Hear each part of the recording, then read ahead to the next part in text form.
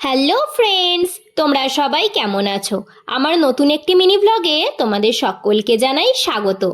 এখন চলে এলাম সৃজনী শিল্পগ্রামের পুতুল ঘরে। এখানে এসেই যেন চোখ আটকে গেল। এখানকার পুতুলগুলো পুতুল না, এরা যেন বাংলার জীবনযাত্রার গল্প বলছে। ঠিক যেন মনে হচ্ছে বাংলার একটা ছোট্ট সংসারের মধ্যে ঢুকে পড়েছি। এখানে অনেক রকম পুতুল রয়েছে, সেগুলোকে সুন্দর সুন্দর রঙিন কাপড়, জামা, রং, তুলো দিয়ে খুব সুন্দর করে সাজানো রয়েছে।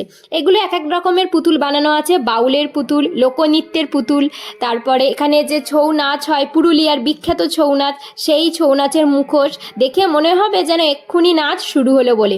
লাল, নীল, সবুজ, কমলা, হলুদ, পুরো ঝলমলে লাগছে দেখতে পুরো দেওয়াল জুড়ে। আর এখানে আছে হাতে আঁকা পট, একটা মা দুর্গা ছবি আছে খুব সুন্দর করে রং করা।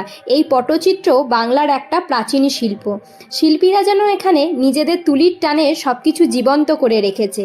তো এটাই ছিল সৃজনীর পুতুল ঘর, মাটি, রং আর গল্প দিয়ে তৈরি একটা যেন ছোট্ট জাদুকর। তোমাদের কেমন লাগলো কমেন্ট করে জানিও কিন্তু। এরপরে এখান থেকে বেরিয়ে গেলাম, বাইরেও বেশ কয়েকটা মূর্তি বানানো রয়েছে, পুতুল বানানো রয়েছে, ঘোড়া, তারপর নানা রকম আকৃতির নানা রকমের জিনিস বানানো রয়েছে। আর এখান থেকে দূরে দেখা যাচ্ছে মহাত্মা গান্ধীর একটা ভাস্কর্য। সেটা বলতে গেলে ফেলে দেওয়া কিছু জিনিস দিয়েই বানানো হয়েছে। সেইগুলো দিয়ে গান্ধীজির চশমা, জামা, শরীর সব কিছু যেন জোড়া লাগানো রয়েছে লোহার পাত আর টুকরো দিয়ে। এখানেও বেশ কয়েকটা নিজের ফটো তুলে নিলাম, সেটা ভিডিওতেই তোমাদের সাথে শেয়ার করে নিয়েছি। ভিডিও তোমাদের কেমন লাগছে সেটা কমেন্ট করে জানিও, লাইক করো, শেয়ার করো আর পাশে থেকো। আজকের মতো এখানেই টাটা।